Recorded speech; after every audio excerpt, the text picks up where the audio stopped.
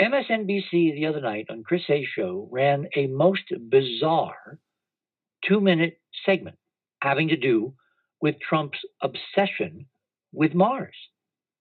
Now, immediately I'm saying, what in the world is the meta message here? Because the news segment they ran, this little feature, had nothing to do with the shutdown, nothing to do with government agencies, nothing to do with federal workers, 800,000 or a million plus, contractors who basically couldn't pay their bills and couldn't pay the rent and all that because of this bizarre shutdown.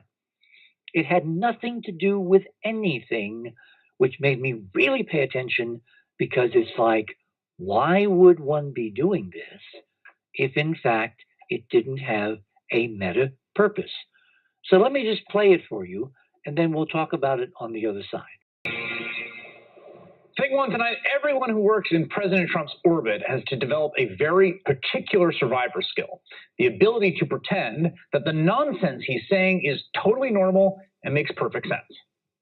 It's all heading out to space. I hate to say it. Whether we like it or not, it's all heading out to space. So we have tremendous support. We have tremendous support. Remember all that support, Tom. We have great support. Everybody loves the space, and this is where it's at.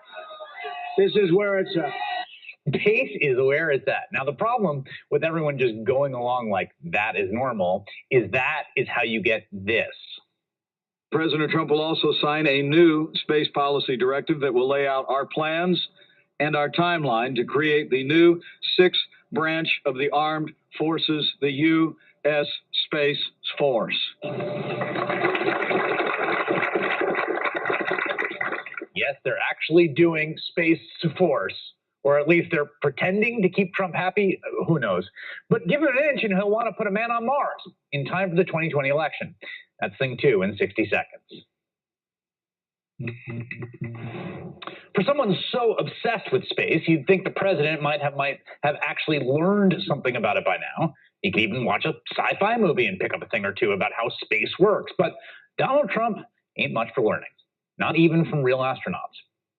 Tell me, Mars, what do you see a timing for actually sending humans to Mars? Is there a schedule, and when would you see that happening? Well, I think as your bill directed, it'll be approximately in the 2030s. Unfortunately, spaceflight takes a lot of time and money, so getting there will require some international cooperation to get it to be a planet-wide approach in order to make it successful, just because it is a very expensive endeavor, but it is so worthwhile doing.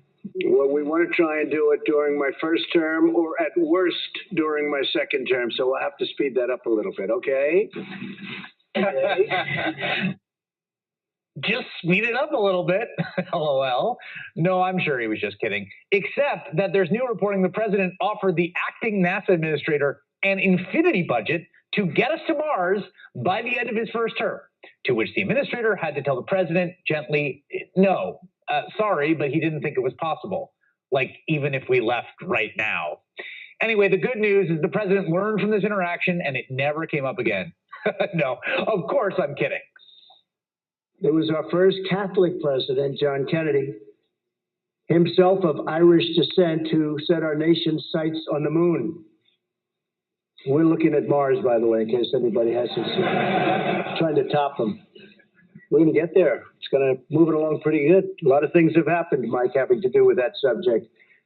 Way ahead of schedule. Okay, as they say in the news business these days, let's kind of try to unpack that. Obviously, Chris Hayes, working for MSNBC, has a certain political perspective on the president, and you want to kind of just ignore that. This was a piece designed to make fun of the president, to make fun of what he doesn't know, to make fun of his administration, to make fun of the whole thing, right? But why would you do that on space, which has nothing to do with the government shutdown, nothing to do with the Mueller probe, nothing to do with the Russians, nothing to do with anything, which is the topic in vogue in Washington, D.C.? Why was that piece done at all in the middle of a world attention in a totally different direction? Okay, here's where I'm going to get a little bit speculative. As you know, and if you don't, you've been hiding under a rock on Mars, I guess.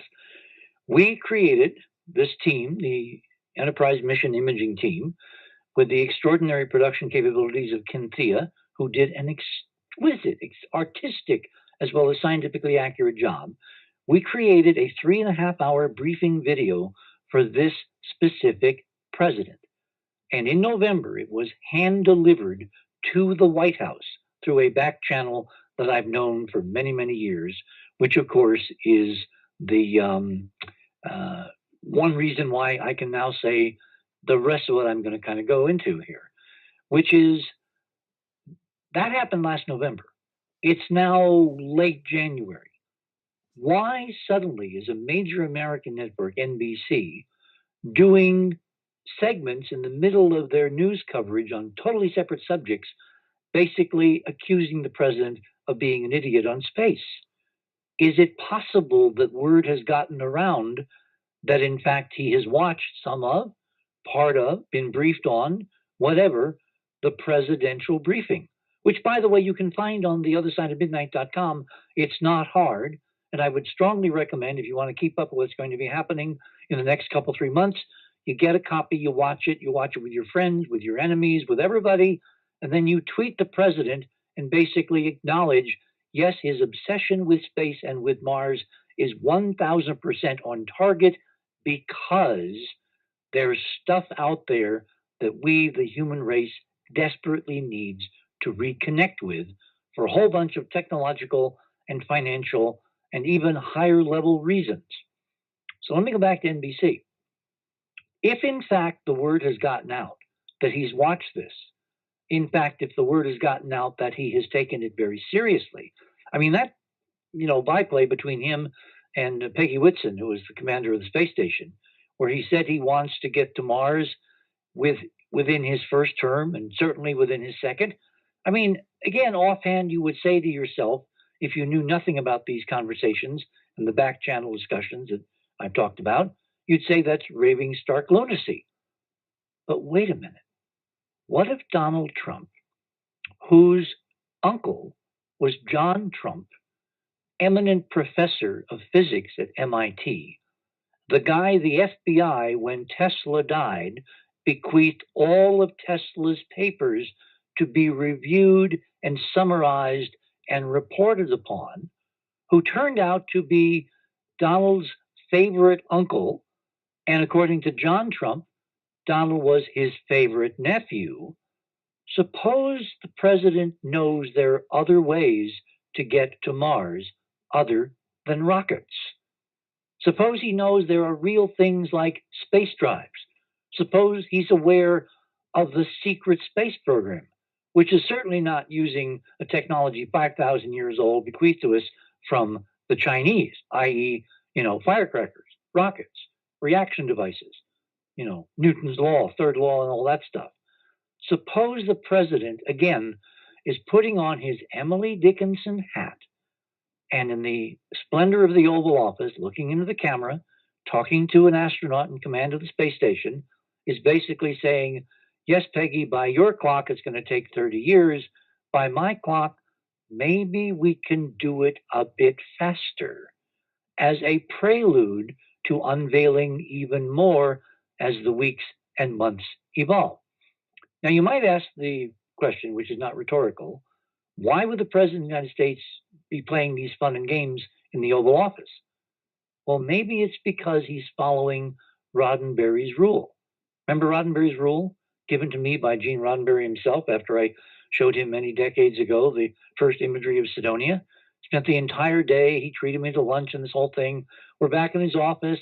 He's sitting behind his desk. He's got his chin kind of steepled on his hands, looking at me, looking at all the 16 by 20 images of Cydonia spread all over the floor between his desk and me sitting on the couch. And I told him what I wanted him to do. And he says, looking at me very seriously, but Dick, if this was real, it would be on television. That's Roddenberry's rule. Probably one of the most important things anybody in media has ever said to me, because I realized at that point, escalating the film forward now, that when you say television, you mean social media, you mean, Twitter, you mean any of the ways we all communicate. That's why Elon Musk does a lot of his stuff via tweet. He informs his followers, millions of people literally, of what he's going to do at his cutting edge activities, not with press releases, not with press conferences. He informs them with tweets, just like the current president of the United States.